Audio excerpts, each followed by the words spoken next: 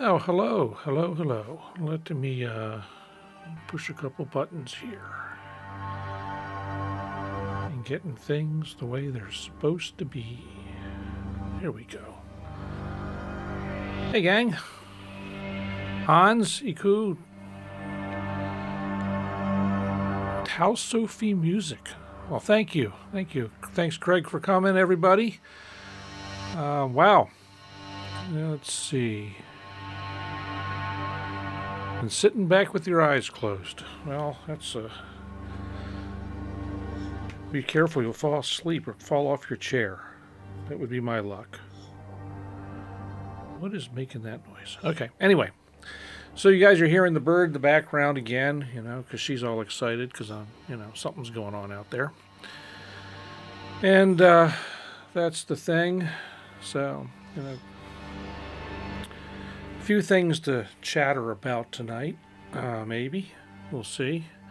Well, actually, a few. There's a few things going on in the world worth mentioning, maybe. I don't know. One of them is that Native Instruments has announced that that the new version of Komplete is coming out in the next couple 3 weeks. I've got some thoughts on that. Not sure what you all think, but or if it really is even of interest. Well, I know some of you might be interested in what's going on in Native Instruments land, especially given my history of attachment to things Native Instruments, including the including the Complete Control keyboard here, the new one, which is getting better all the time, or has gotten better. So there's that, and I'm looking. In some ways, looking forward to seeing all the improvements. In the other ways, I'm not sure. Like, the deal is, see you later, Hans. Thanks for coming by. $1,100. Well, so okay, let's talk about that. It's $1,100 if you buy the top tier, the everything package, and you don't have any upgrade. If so you end up you need to get down and think about what is it that you actually need from, if anything, from the complete bundle. And so we can take a look, because I've got this loaded up on the computer. So give me a second here to get to where I want to be in the screen, and because there's three different versions,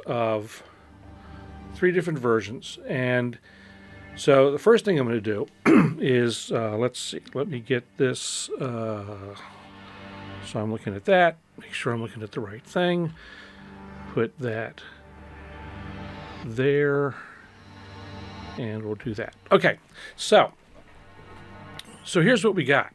If you look at these pricing, I'm showing you the upgrade pricing. Okay, so if you're like me and you have Complete 15 standard, then your upgrade cost is $200. It's $400 if you're upgrading Ultimate, and they've now got the Collector's Edition, which is $500. So if you're updating those, if you've got update pricing, it's not as bad. The question is, and so things. Hey, Apollo, thanks for coming in. Welcome. So you have Complete. So here's the thing, Craig. Yes, these prices are upgrade prices for Complete 1 through 14.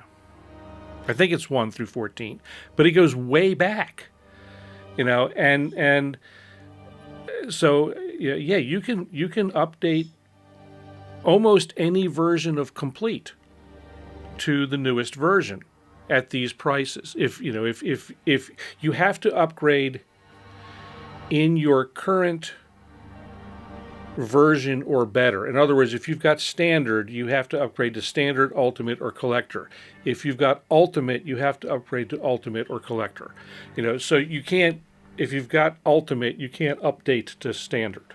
If you've got like version 7 ultimate, you can't upgrade to complete 15 standard, if that makes sense. So you have to stay at least in your current lane. Another thing they're doing this time around, if you have standard, and like me, and I upgrade to standard, and I said, well, there's a couple things in ultimate that I really would have liked. If I decide to do that at any time, I can make that second jump for $200. So they're treating previous users really well, as Native Instruments usually does. So they're not, as far as that goes anyway, because I have some reservations about what's going on in this version. So one of the things that you should do if you're thinking about doing the upgrade, look at the bundles, and they'll tell you. Oops, let me get that. Let me get that out of the way. And I'll have to look somewhere else to read the chat, but that's okay. So, they tell you about all the stuff that's included, and that's, the stuff. What's interesting is what products are included.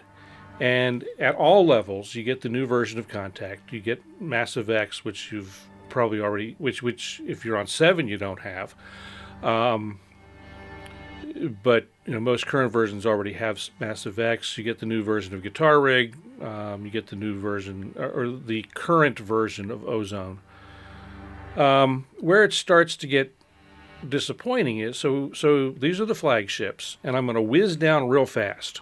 I'm going to whiz down real fast, and we'll come back up to some of this other stuff. But there are some things, to me, that are conspicuous in their absence. And there's no longer, no longer a full reactor as part of the complete bundle. And if you dig around elsewhere on the website, they're still on Reactor 6. So, my question is, will an updated reactor come later?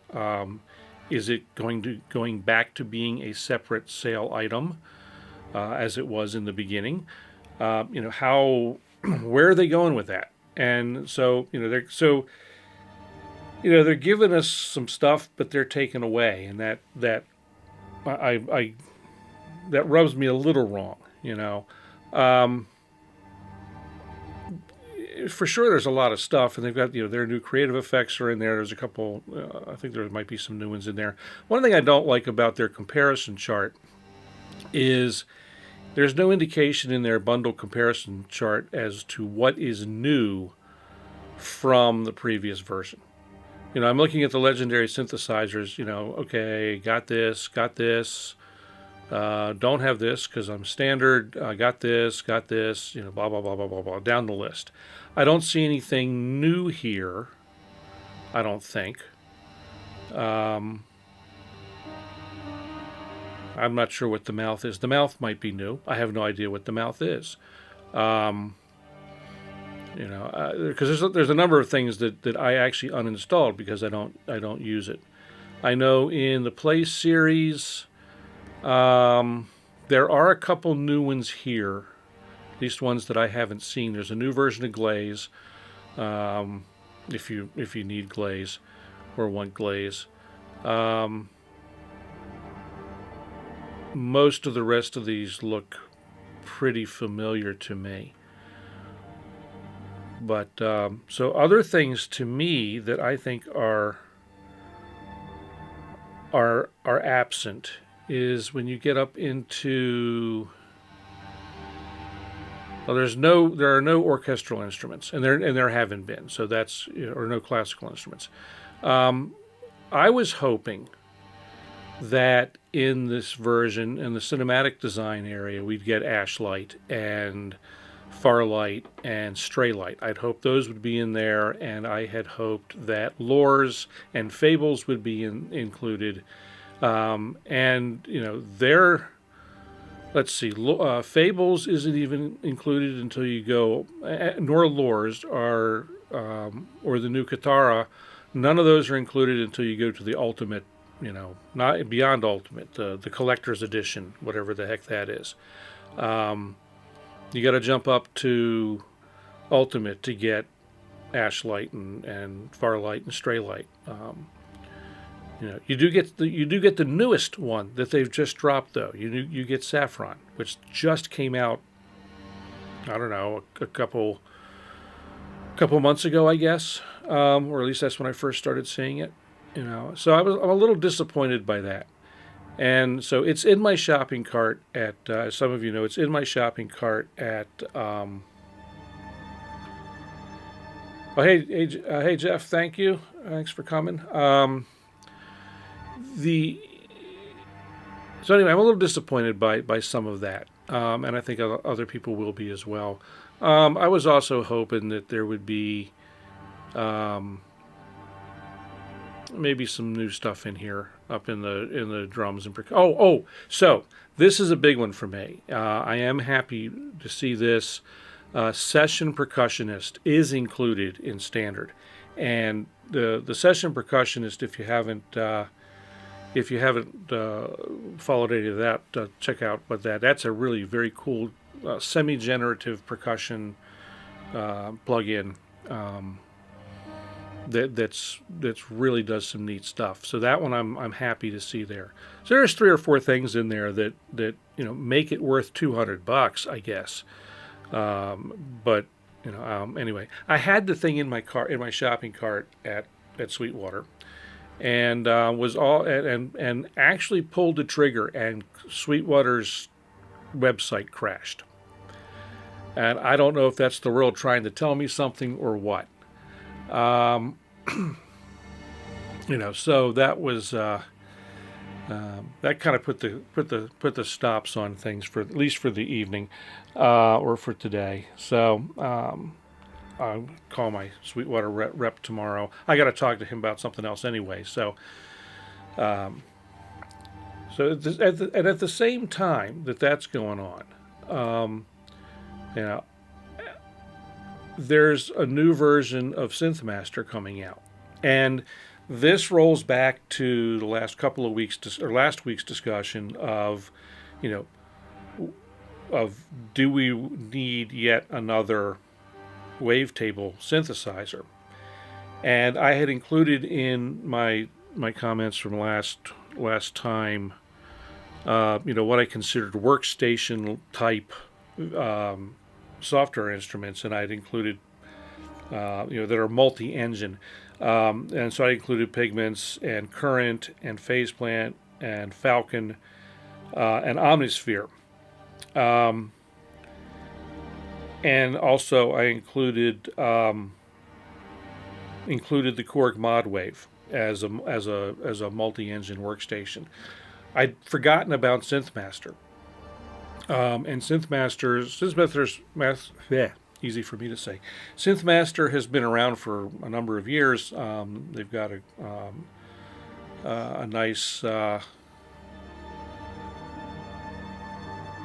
product for the iPad as well. Apparently, the new version is going to be out in time for Superbooth for the iPad. So Synthmaster's pretty interesting looking synth that does a whole heck of a lot of stuff. And there's I don't know if anybody caught it, but there was, I think Sonic State did an interview with the developer earlier, or posted that earlier today. And it was, that's a pretty compelling piece of software. And, there's upgrades coming out. If you haven't owned it before, the intro price, I think through the 23rd or something like that of this month, is $1.25. And it brings a lot of interesting things to the table. So it's, it's kind of this this quandary. It's do I believe that I'll get enough value out of Komplete to do that upgrade for $200, or do I want to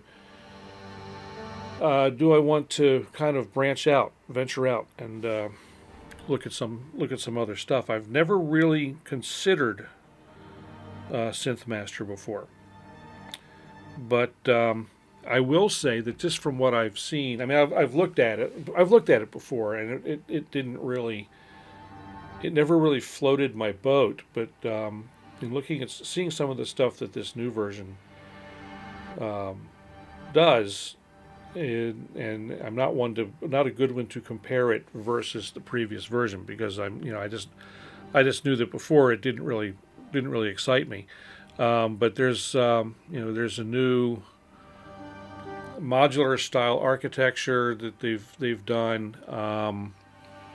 And so you've got new different kinds of modules that you can plug in. You can pretty much route any control anywhere, and you can draw waveforms. You can set up whatever architecture you want in the synth engines. So it looks really cool, and so there's that. It's got new sequence functions, new mixing functions. It almost seems like a ground up rewrite, because it looks different, at least from version 1.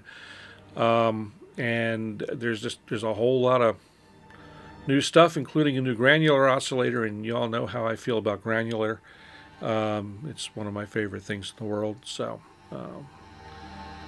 The virtual analog oscillator does some really, really neat waveform manipulation that I've not seen in other soft synths, and manipulation and modulation.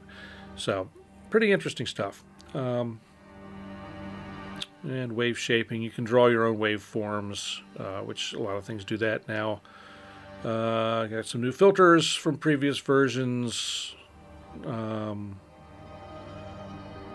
Just all kinds of neat stuff in there. It's a neat looking environment. And another interesting thing about it is that it is 16-part multi-timbral, with each part responding on its own virtual MIDI channel, or real MIDI channel if you want to control it with a controller.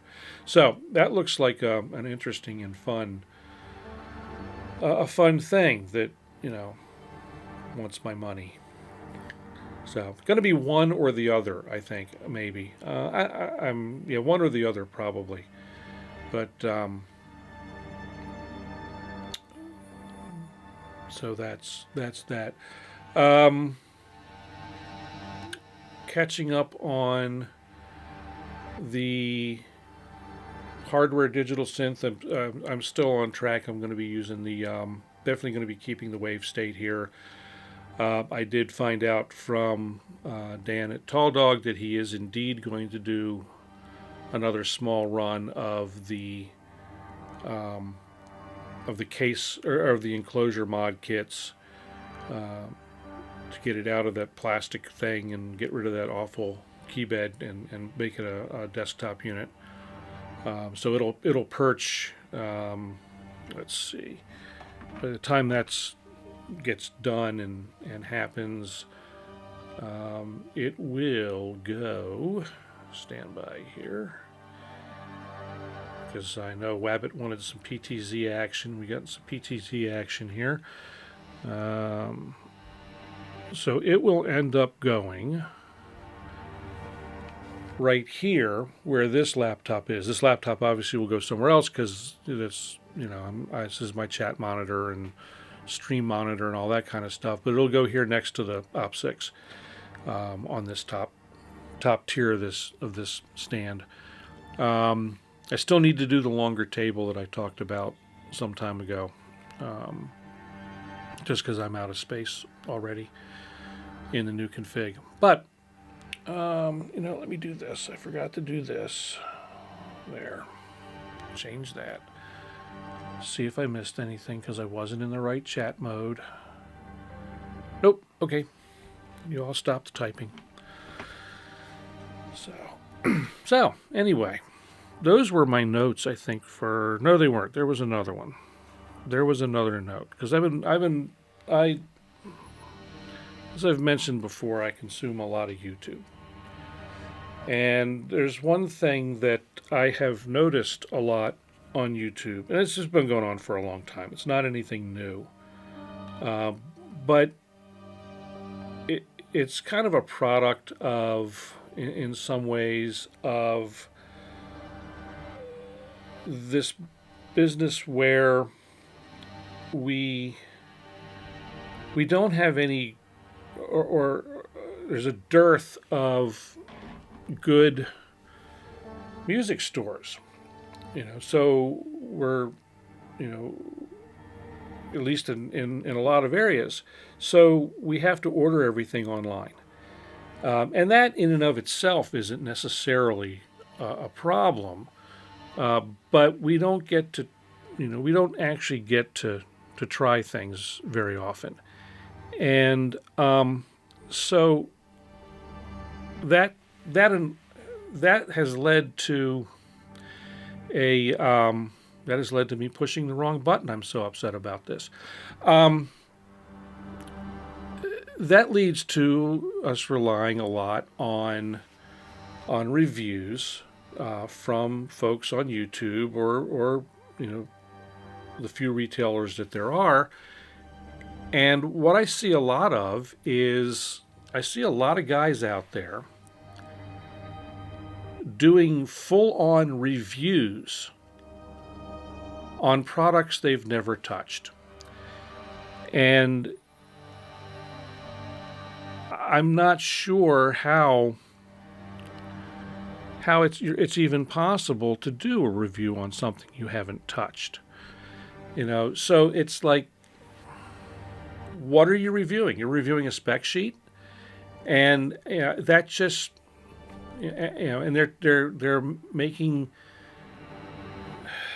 recommendations and making judgments on stuff they've never heard in person, they've never seen, they've never touched, they've never played, and I don't know how do you base a review on that? How do you respond to a review like that? And I don't know. It bothers me. And I don't know if there's an answer to this or not. But it just that's my rant for the evening. It's in my show notes. It says rant, and it won't focus, of course. There it says rant: reviewers who review gear without having touched it. That's just I don't know. I don't know about that. So anyway, I don't really have a lot more to talk about this evening. It's rare that I don't have a lot to talk about, but I don't really have a whole lot to say. So let's see. So I'm going to look back through the chat here real quick. Let's get that back up on the screen for those who are still here. Let's see.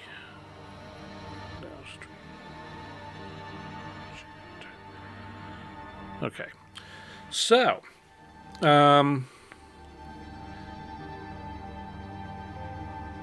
I'm going to say is it Tal Sophie Music or Tal Sophie Music? So you're NI based with Maschine, and that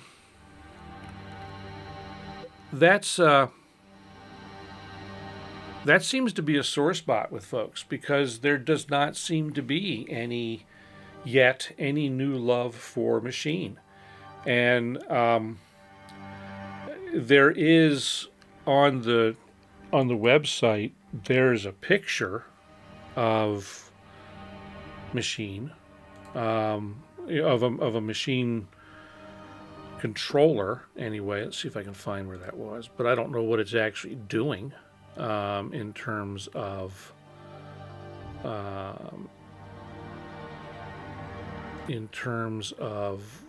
use with the new software. I can only hope that they've done something better. Now it's not. Now I can't find it. Everything seems to be. Oh, here we go. So they've got they've got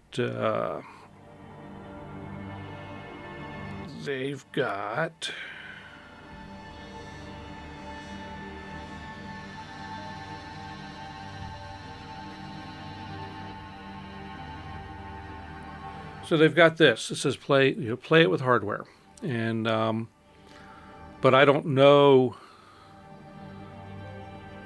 I don't know what if there's any love for it beyond that. There does not appear to be a Maschine 3 software package. I think they're still at 2, and that's not even listed in the software that is part of the complete bundle. So I don't know what they're doing. I have no idea what they're doing with Maschine, and I think that's a bit of an omission, if you ask me. So now so you've missed all that fun with me, Tosophony. Let me show you here. So if you go back through, let me do this. Let me get that back. Okay, I'll get me back, and then I'm going to run around and do some stuff here.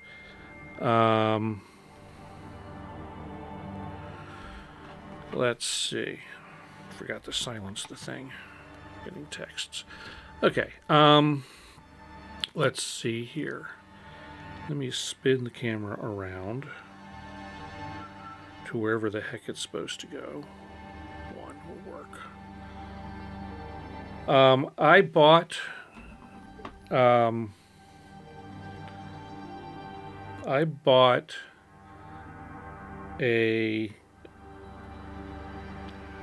had a version 1 complete control keyboard. I still have it. It's sitting over in the corner behind me. And it was there were disappointments with that. But not horrible, not a horrible thing.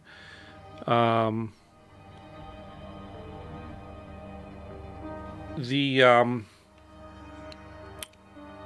when the version 3 came out, I bought it. Early adopter, and it came out, as many will tell you, it came out incomplete, and we knew that it was coming out incomplete. So I'm not going to say that's we got what we were told we were going to get. So I don't have too horrible a gripe about that. It's not been it was starting to become a sore spot, because when the thing shipped, they said that certain features in it were imminent. And so,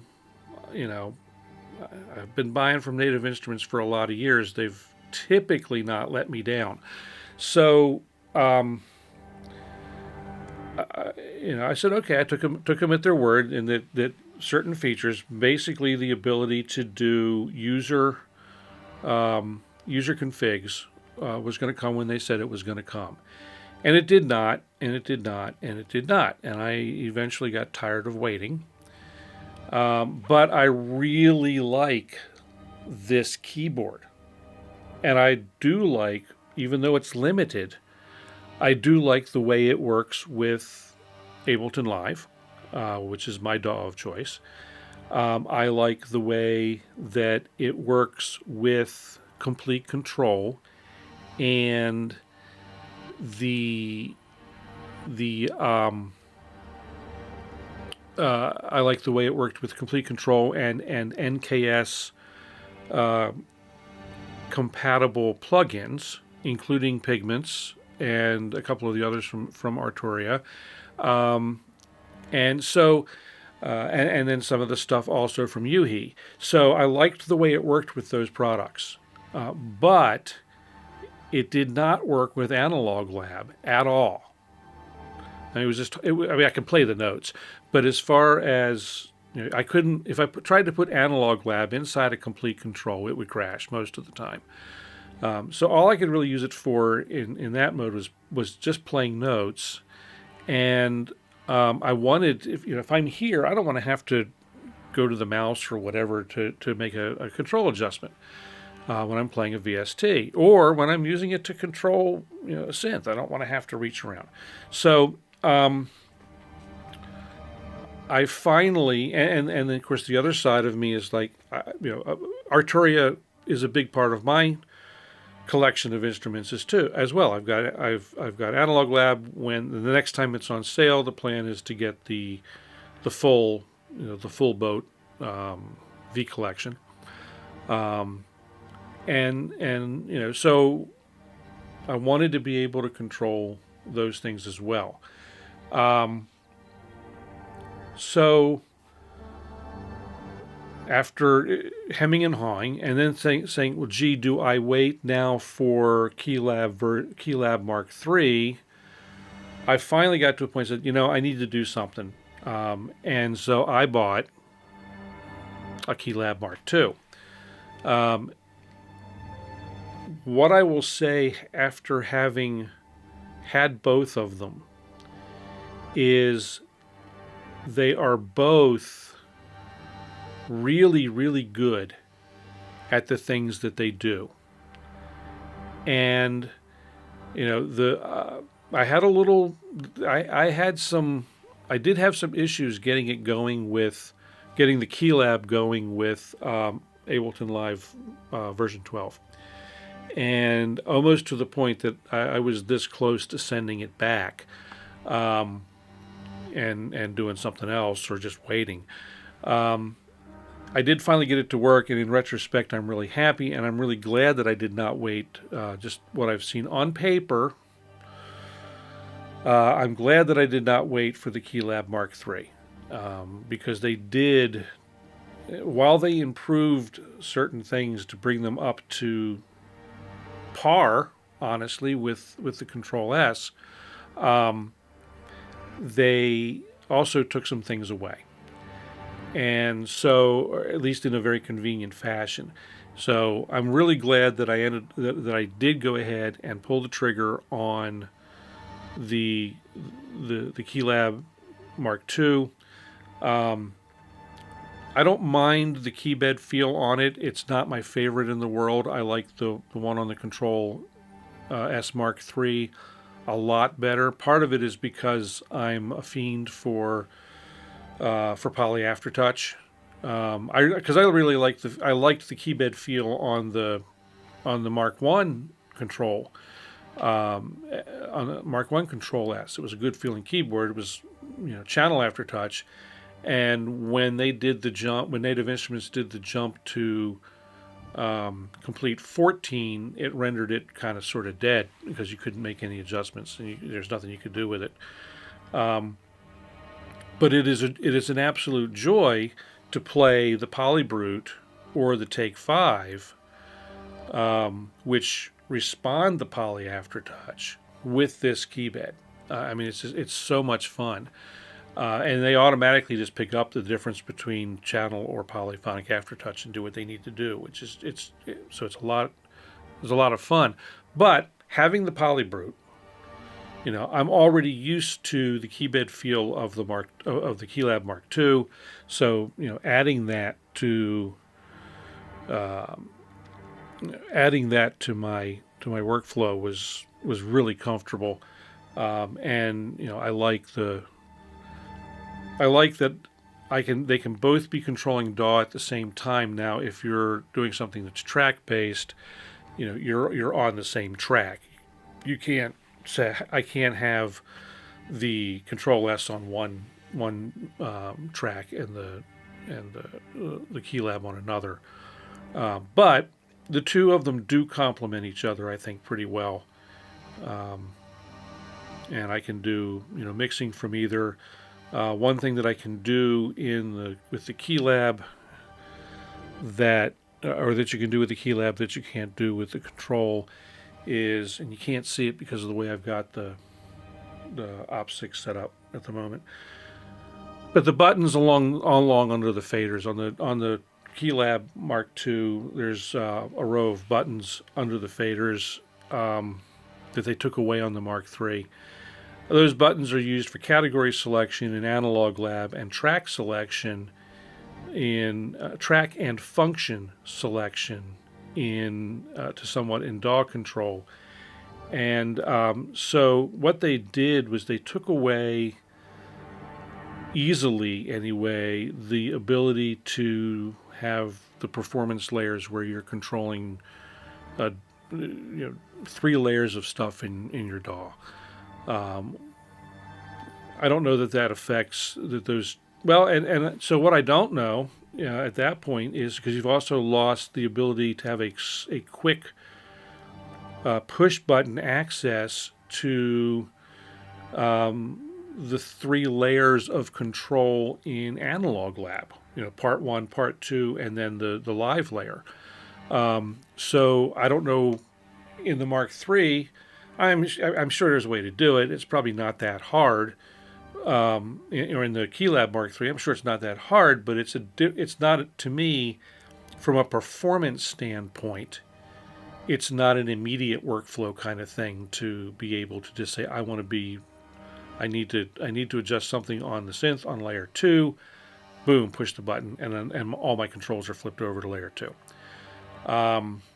So things I do like, the controls are that they do have the faders, and the rotary knobs are touch sensitive like they are on the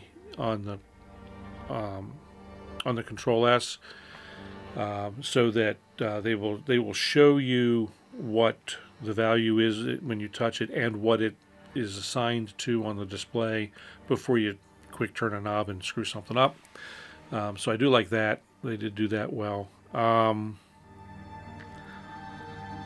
They deviated from the standard, and again, so here I am doing a paper review of sorts, although I'd call this more of a paper comparison.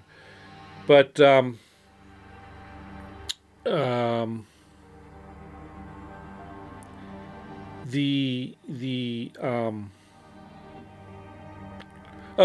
deviated from the 4x4 pad layout. So folks who use the pads for controls of pretty much any if they're in Ableton Live and trying to use a drum rack, they don't have access to all of the pads in any given layer of a drum rack. So I'm not sure what there's some things I wonder what they were thinking, but what are you going to do? Anyway, glad I ended up where I did with this. So let me ask you this, Tao Sophie. How is your key? You say your Keylab is ancient. I'm assuming it's a Mark II because the Mark IIs have been around for seemingly ever. How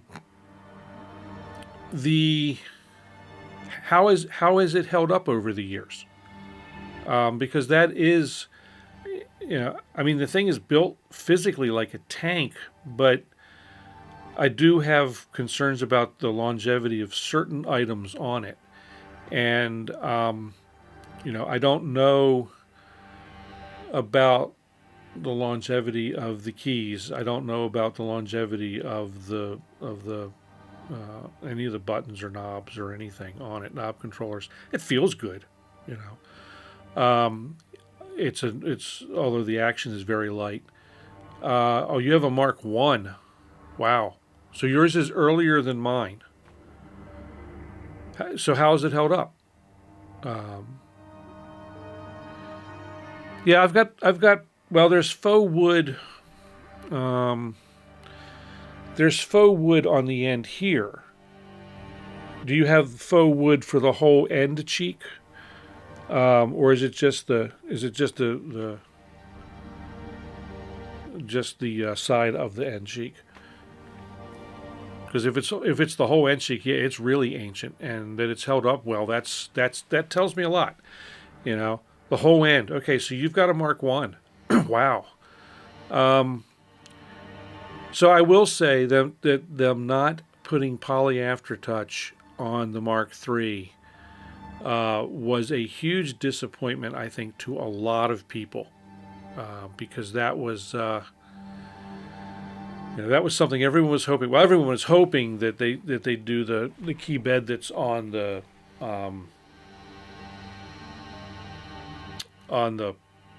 Polybrute 12. I didn't expect they'd get that, but I thought they might get the one from the and maybe it's similar to the one that's on the whatever the lab thing is, the standalone analog lab instrument. The name of that one keeps escaping me.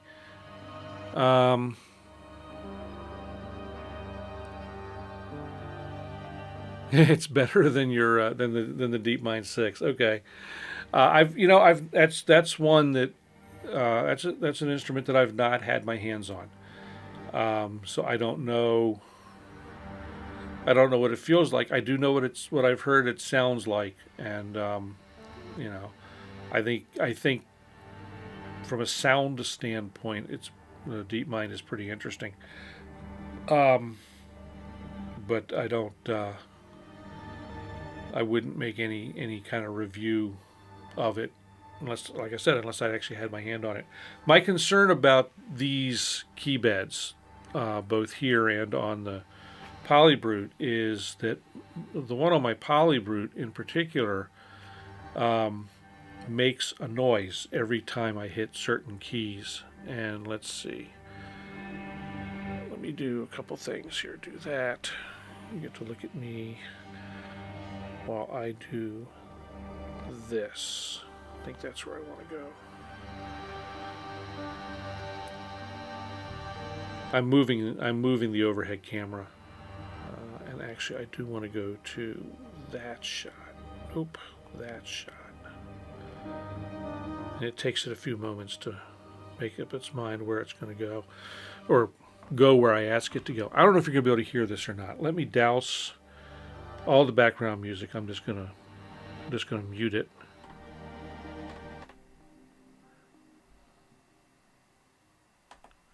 Okay. So if I hit, and let me make sure the Polybrute is muted. It is. If I hit this D key here, which now it's making a liar out of me.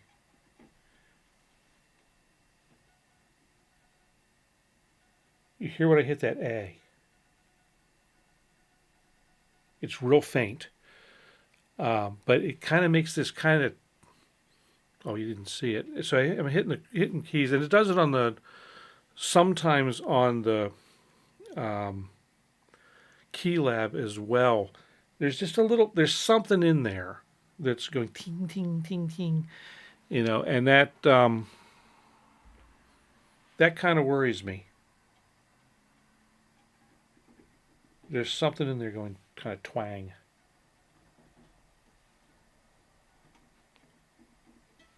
Oh, there was one.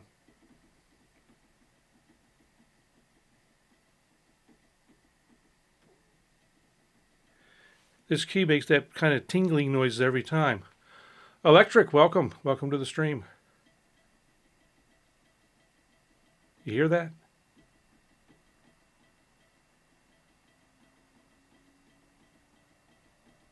I don't know what that is, but it's that every time. That bothers me a little bit. Concerns me a little bit. So anyway, and I don't want to have to ship a Polybrute back to someplace to get the keyboard replaced. That would not be any fun. That would be expensive, to say the least. So, and the Keylab, I don't know what it's got a couple keys that do it sometimes too.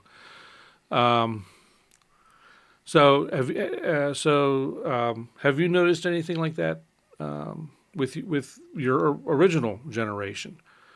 That's one thing that I have absolutely not noticed with the Kontrol S. There's some clickiness, but that's that's it rattling around on the table. So I don't. You've not noticed it yet. Okay, well that doesn't. You've had yours a lot longer than me. You've not noticed it, and I'm hearing it already. Which I've had the Polybrute bit over a year, I guess, or around a year, or something like that, and the Keylab for a couple of months now. So that's a minorly concerning anyway. Bring these noises back in. So yeah. I'm trying to think if there's anything else. Let's scroll back to chat. I'm not sure if Wabbit is still here or not, or anybody else for that matter.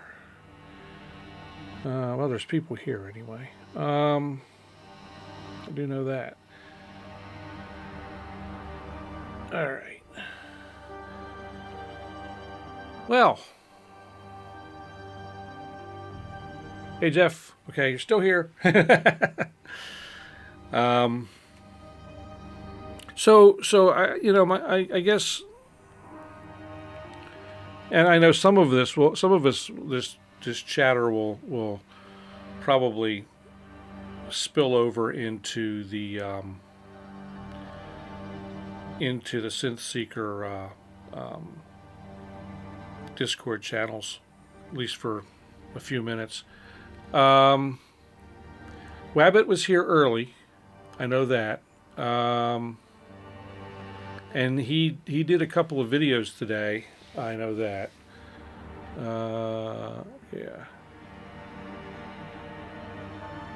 Yeah, he does. Wabbit is like the iOS, one of the iOS guys, and he does a lot of really, really fun and impressive stuff with being all iPad based. His experiment today was kind of fun too. So there's he's got a lot going on with that, and I love to see what he does with it, because it's I entertained trying to do a lot with iOS, and I have in the past used iOS apps. I've used them on stage without any problem, but for whatever reason it's not doing it for me now like it was. Like I said, great to see what Wabbit does with it, and some other folks too. I mean, Jakob Hack does a lot of stuff with the iPad, although he seems to be his budget seems to have gotten bigger, and he seems to move on more towards adding more and more other stuff to his rigs. Tons of iOS apps. Integrating them with hardware is challenging. Yeah, it is a challenge, because at least in my mind, because you're kind of limited in the way you can talk to and from an iPad to other devices.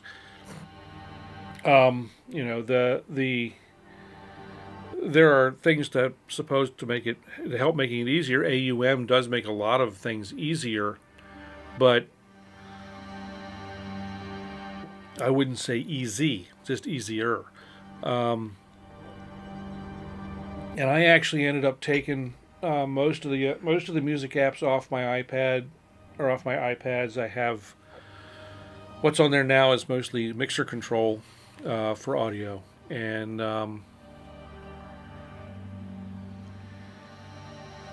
so yeah, I'm pushing 62. So I'll be 62 in a couple of months or a few months, whatever it is. I've lost track. One of those, as you know, the older you get, the harder it is to keep track of time. I don't know that I necessarily have a hard time grasping the iOS stuff.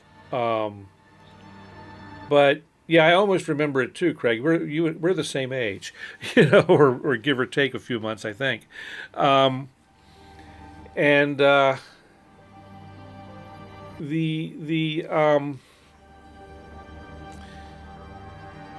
what I have a hard time with iOS, I have a difficult time doing music on a touchscreen,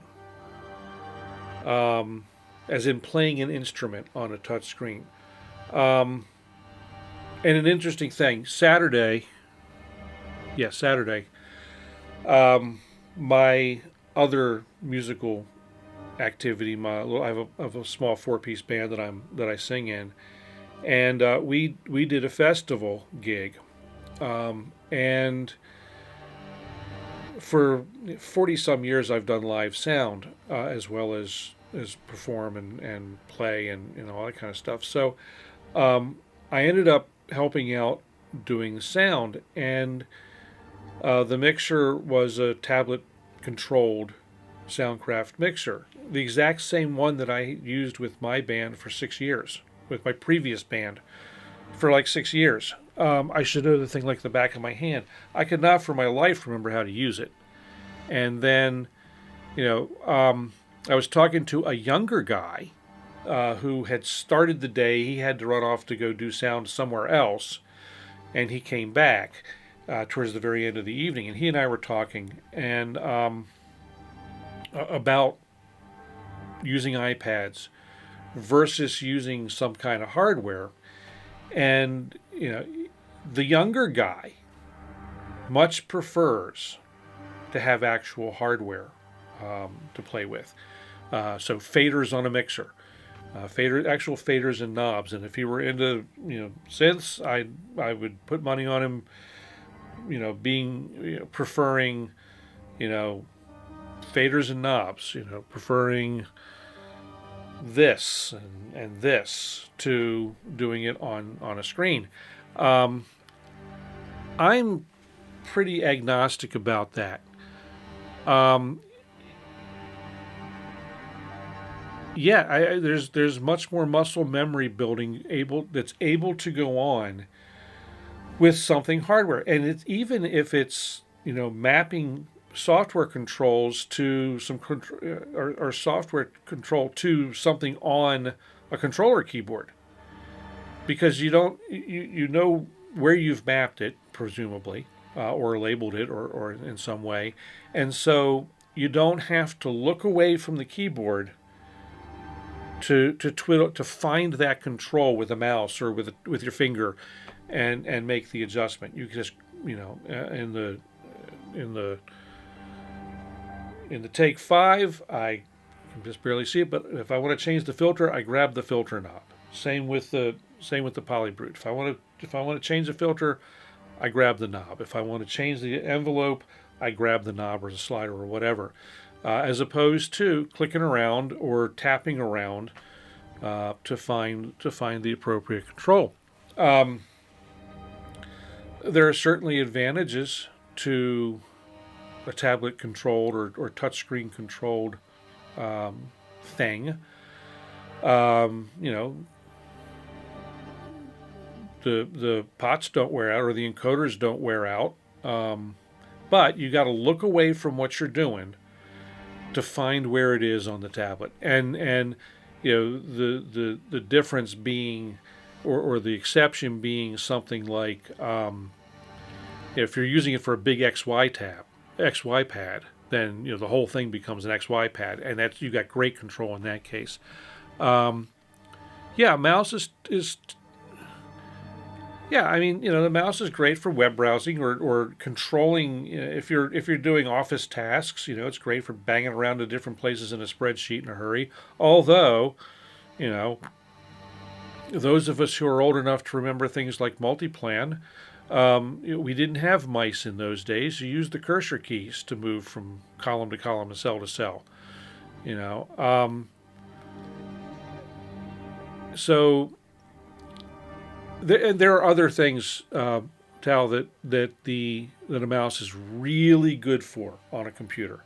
It's brilliant for, or not brilliant, but it's very good for doing photo stuff, video editing, all that kind of thing. And so it's in the kind of thing where you want to be able to point and grab. A mouse is really great. So yeah, I never, Jeff, I never got to that. I just, I point and click my way through the web, as it was intended to be, That's why we put hyperlinks in pages so that you can click on it and go somewhere else.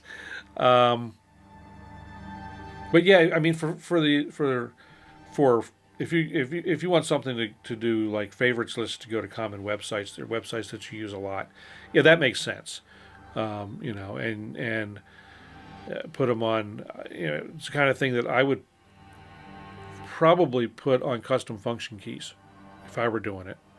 So.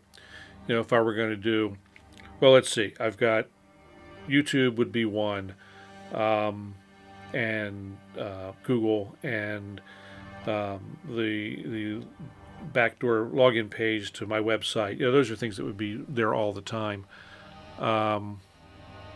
Yeah. So, and in that kind of Jeff, the stuff you've got to do, it's a different kind of thing. So, yeah, and that kind of thing, you do want, because I used to do database design years ago, and user interface design for databases years ago. And yeah, if there's common functions, you definitely want to be able to get to them. So, Tal, my background is video production. I was literally born in television, and I did television from the time I was born until 21. I then went over to IT for 15 years or so, and then came back to television. And now my business is selling systems to small television stations, governments, and school systems. So yeah, I've been a video editor off and on, before there was even computers for editing. So. Hey, Wabbit's back! Yay! So Jeff, yeah, I mean, having quick access to common searches in database applications, and being able for a user to be able to define those based on their own use of the database is crucial, because it's really the only way to be able to use a database, especially a larger, complex database, efficiently. And the Wabbit was actually making music. All right. Can't wait to hear. Are we going to hear that music on the web, Wabbit, anytime soon?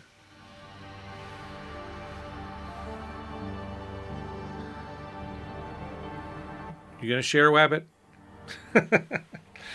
Anyway, I'm looking forward to a video.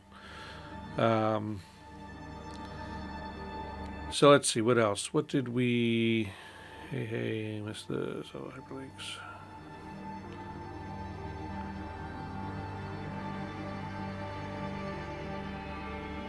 You got places, but got no idea how to get back. That's a problem now. You can get down some rabbit holes in in web surfing. Fortunately, most modern browsers have really good histories, and you can go back a ways. But it wasn't music. I was recording my setup, how I connect audio and video. Oh, so Wabbit, we were just talking about that, and about doing that in iOS land. So we want to see the we want to see that video soon. Let's see. So Tal Wabbit was actually here before we started. He first dropped in about, what was it, about 6 o'clock, Wabbit? That you put your first note in the chat. A couple hours before go time. And then I went off to eat and came back to do the thing. Not using iOS. Patch. Oh! I'll be interested to see how the MRCC works out. That's this was MIDI interfaces was something else we were talking about elsewhere earlier today and over the weekend, and the MRCC was one of the ones that was on my list when I bought the mioXL. In some ways, I wish I'd bought the MRCC, but that's the MRCC. It's really got some interesting stuff going for it. I don't know, and I'll be anxious to. I'll definitely watch the video, Wabbit, because I'm not clear on. There's certain things about it that I never was clear on, which was part of why I didn't pull the trigger. That's okay. That's okay, Wabbit. High level's fine. Probably good enough for me for now. I don't think I'm going to change away from the mioXL anytime soon. And honestly, this has been an ongoing discussion here on the channel. Is what direction do I head, or am I heading with any kind of new gear or anything going forward? And I don't think there's going to be much in the way of changes here for quite a while. I except maybe software. I don't really see a need for any more hardware. As far as how I like the mioXL, there are some features on it I've not gotten to work. There are some that don't work the way I expected. I'm not maxed out on MIDI. I've got plenty of MIDI capabilities still available. I've got plenty of audio capability still available. The part of the mioXL that was not clear to me when I bought it was the way the USB ports are handled. And so if you try and use the USB ports on the mioXL for something like an NI Kontrol S, a Keylab, anything that requires direct communication with the host, so being the PC or the host software, you cannot do that with the mioXL. The mioXL acts as a USB host and or USB MIDI host, and makes a USB port, its USB ports look like MIDI ports to your application. And so, Tal, if you look at the control software for the mioXL, hang on a sec here. Let me push some buttons and do some things here. Let's see. Do I have it easy to get to? Where is it? Where is it? Where is it? Where is it? Digging around in Windows. All right, why don't I see it? Did I not install it on this machine yet? The computer I'm using here in the studio is new, so it's I could swear I had installed that on here. I guess not. So the control software and the control and setup software for the mioXL reminds me of setting up a PESA video router, and that will be something that Tao and I will know about, and most of the rest of you will say, the heck are they talking about? So if you can set up the routing tables in a PESA or an old ROS NK router is similar. If you can become comfortable with those, then the mioXL will actually be fairly simple. So yeah, the AJA stuff, their control software is really good. You know, and it's so guys. Sorry for the rest of you. We're geeking out over our video stuff that we are used to. You know, and but the setup software for it's really pretty good once it's set up and working the way you expect. Then it's just a matter of, if I go into, once it's all set up, and I don't have this 100% finalized yet here, but let me do that. And we'll take that out of the way for the moment. If I go in here to settings, and I'm looking in Ableton Live, your mileage may vary, but if I go in here to MIDI, I see all of my, all of the input ports are right here. Some of them I've managed to get named. So Take 5's MIDI, Polybrute MIDI, Op6 MIDI. There's a few things that aren't labeled yet, and it orders them in Ableton a little oddly. That's not the fault of the interface. So all of those show up here. I can tell them what data needs to come from them or come in from them. And it routes to the track just by asking for it.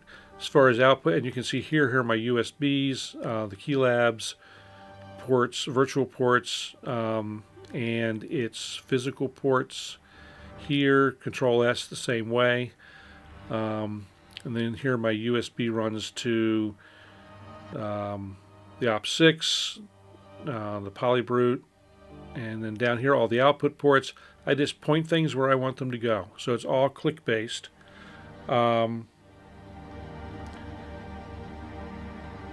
So yeah, it really is the same as any other kind of routing situation, XY routing situation. You've got your inputs down one side and your outputs out across the top, or vice versa, depending on the system. And you just point. You basically click your way through, or have a control panel to point through what you want. So in Ableton anyway, Tao, since I've got all that set up, named in the routing table in the mioXL, and named somewhat in Ableton Live, if I want, say, the Op6 to listen, right now it's listening here to the Kontrol S. If I want to change that so that instead of listening to the Kontrol S, it listens to the Keylab, I just drop this down, find the appropriate Keylab input, which is this guy here. Yeah, that guy there. And now the Keylab is controlling would be controlling the Op6 if it were enabled. And if I do monitor in, like so, it's playing. It's actually muted at the moment, which is why you don't hear it. But it's doing its thing. Actually, this is turned down.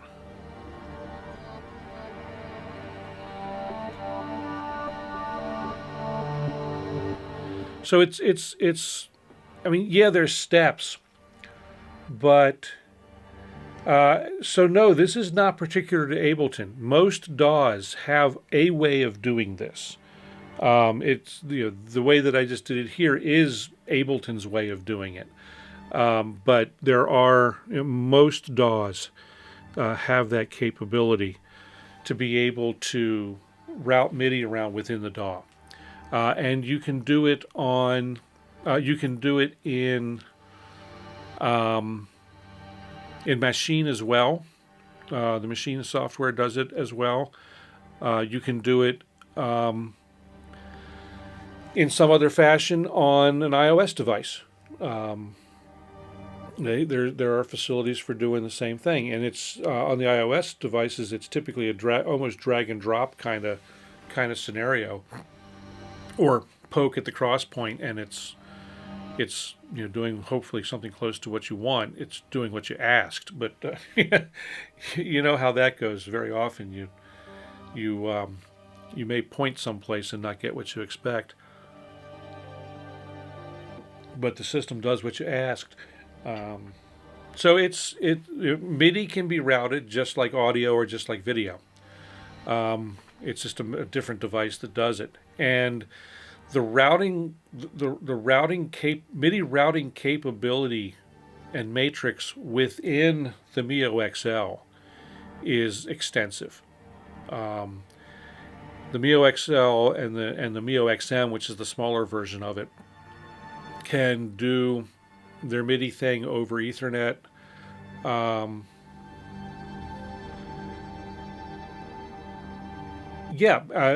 AUM on so the interesting thing about AUM is it really started its intent as an audio mixer, an audio unit mixer.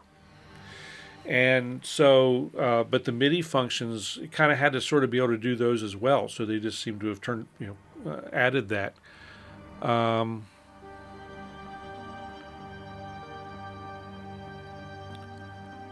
Keep iOS and hardware somewhat separate.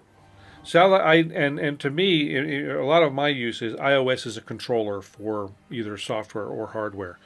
As far as using it in music, I want to look and see.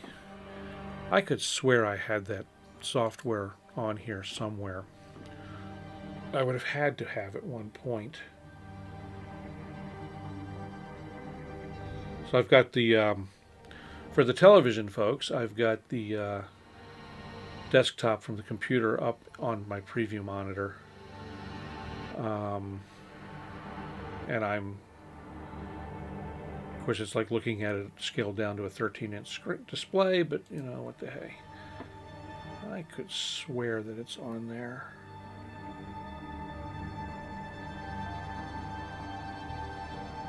Oh, here we go. Yeah, duh.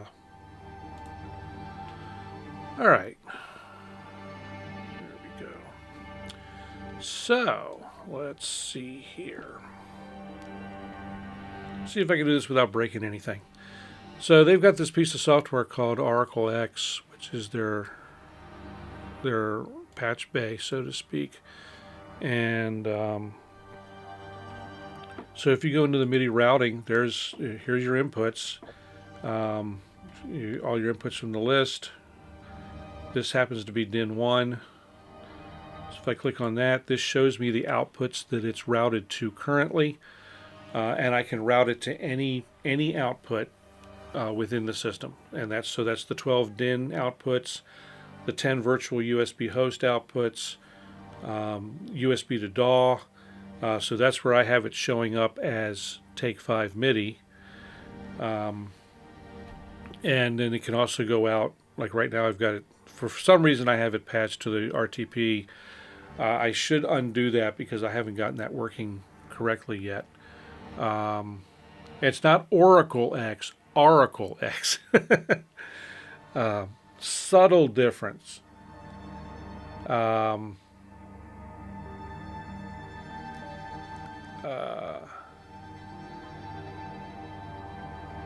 So anyway, each one's got its routing, and my routing is very simple because I don't have a whole lot connected to it.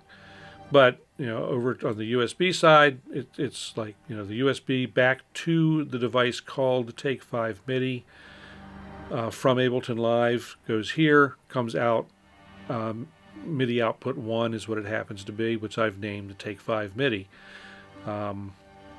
And you can do the same thing with RTP. Like I said, I tried to set that up. I haven't gotten that working yet. So all of this is routable. And you can save all of it as presets. It can also be done to it can also be done from the front panel. And so I was saying this is not like the interface for, say, a Utah. It's a little more similar to some of the setup for Pesa. You know, so it does not make donuts. No, it does not make donuts.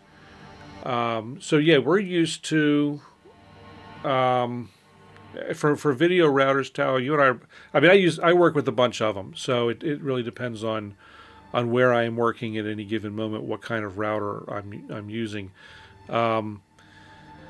With the Utah, it can be, well, the Utah is all database driven, actually. There is an XY component to the way it works, but that's not the primary way. Not the primary way that we go with it. And so it's that's not exactly what I wanted. There we go. It's not the primary way that we route with those, because typically with those panels we're using, or with those routers we're using some kind of panel, at least in the facility where facilities where I have them installed. So okay, yeah. The ones that I do the most, Tao, are Utahs, and then I've got some folks that are using Ross and some Black Magics. I want to install one of the new AJAs somewhere, but I haven't gotten to it yet. So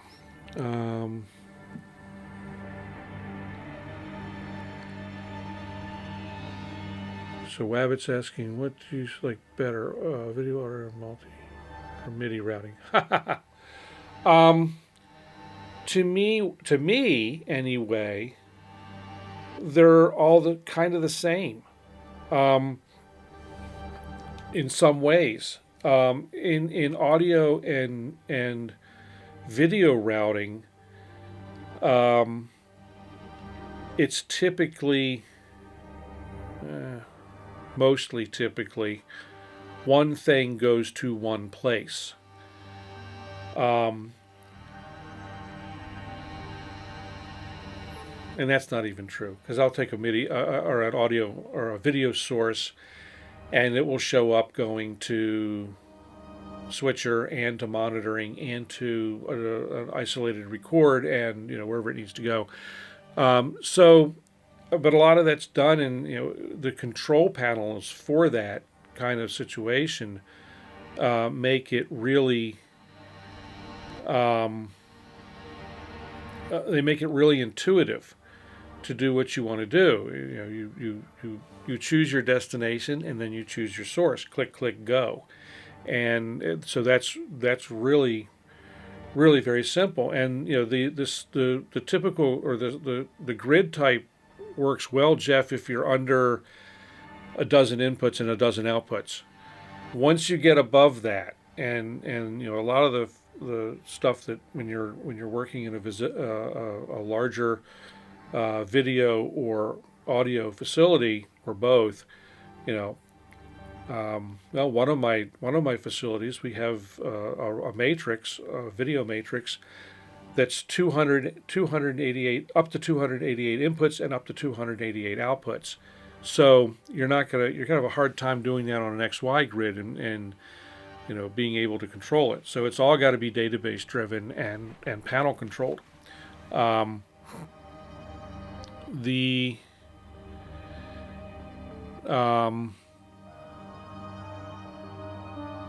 Well, and see, so as far as that goes, as far as embed groups go,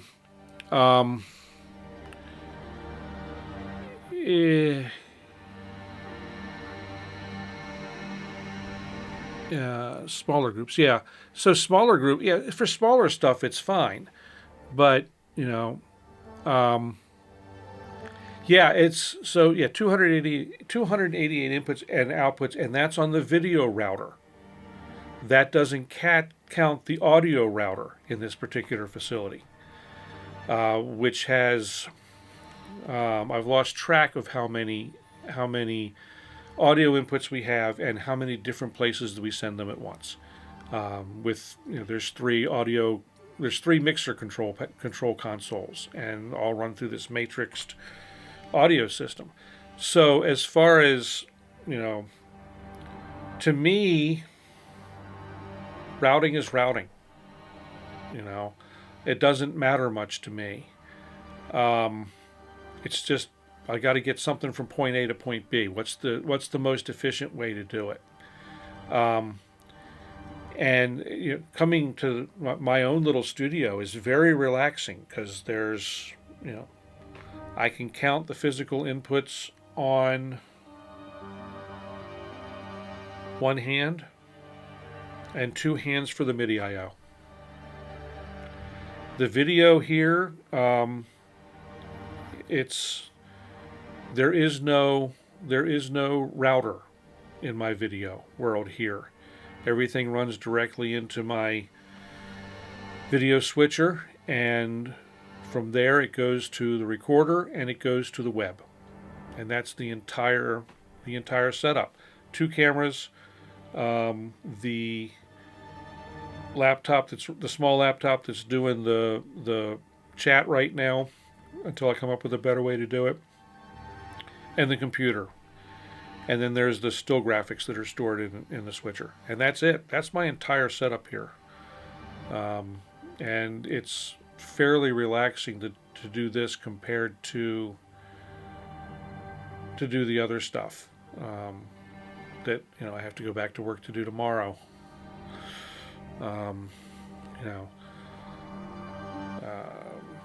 Yeah. That gets some of the stuff that I do in the day gig gets really, really wild and really woolly as far as routing stuff around is concerned. The nice thing about the way what Tao and I were talking about, the way the larger system routers work, is everything is very scalable. So the user experience within a brand or group of brands, the user experience is the same no matter the size of the system. You just may have more choices, but the actual operation, it works the same way no matter what size. Some of the newer routing systems are pretty neat in that you don't have to have separate routing for each kind of function.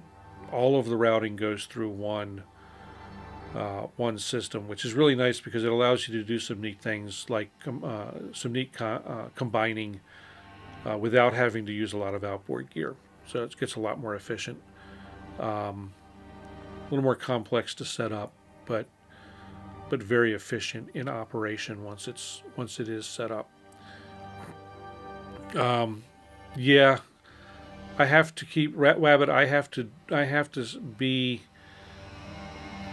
to be very specific about things that I do, or I will lose car keys, cell phones, and wallets, and sometimes my glasses, which tends to be problematic. So, well, that was a tangent.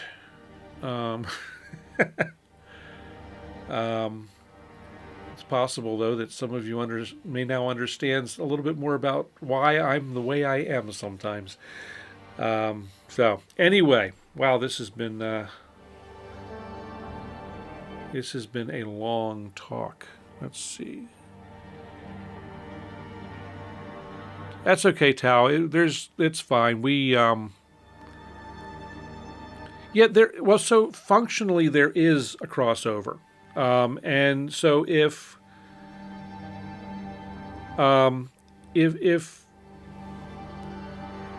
the conversation helped in making MIDI routing a little easier to understand, then it was certainly worth the time. The added complication in MIDI routing is that within each MIDI route there are 16 channels of data. or could be 16 16 channels of data. Just as in digital video, you can have 16 channels of audio attached to a channel of video. And then there may also be, in the video world, there may be ancillary data that's attached to all that as well.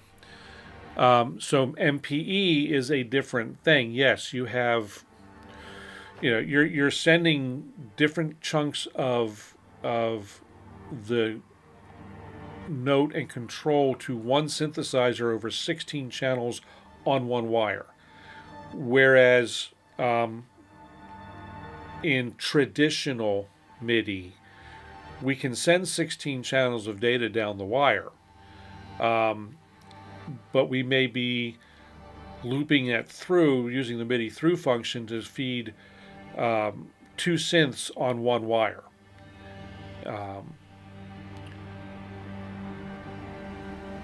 EchoCraft, welcome. You're catching me as we're starting to wind down a tangent. But yeah, crazy stuff. And Echo, I'm sorry I missed your streams today. I was following, I'm cutting the grass and doing stuff around the house, but also following some of our other crazy friends' crazy shenanigans today. Just stuff. So let's see. I'm going to catch up with the chat. Yeah,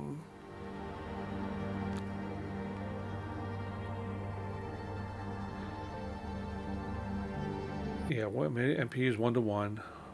One sender to one device, but multiple channels of stuff.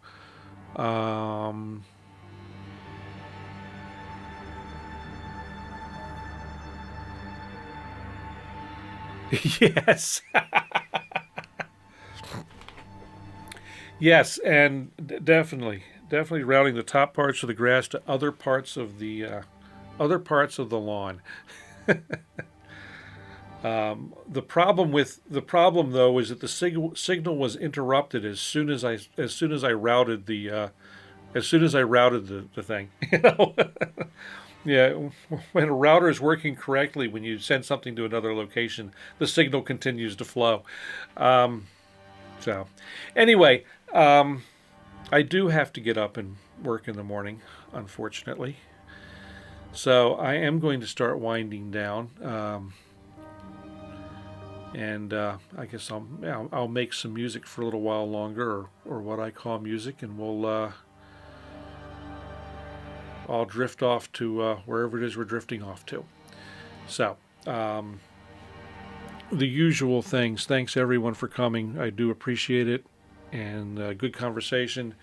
We can continue these conversations on elsewhere, and I need to do this. And this. Whoops.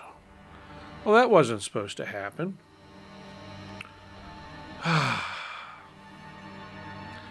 You'll see that again later. Switcher error, we call that. Yes, Tao, absolutely was. Fun chat. Good stuff. It's okay, Echo. It's what we got Rewind for. I'm going to now push these buttons correctly, I think, so that this does. Let's see, make sure that's correct. That's correct. Boom, boom, boom. There we go. So, thanks for coming by. Hopefully those who are here or were here or who view it later will hit the like button. Those who haven't subscribed, please do. And welcome, by the way, to all the new subscribers that have joined up over the last couple of weeks. It's a lot. I like. It makes me happy knowing that people do like to know what I'm rambling on about on occasion. So do visit the website, and I'll put that up again real quick so you can find it. It's www.gerenm.net. I've got replays of every video that I've done are there, and some other weird stuff that, you know, I thought was important at some point or another. So anyway, thanks all. I'm going to play some music, and we'll catch you all next time around. I should be back again next week.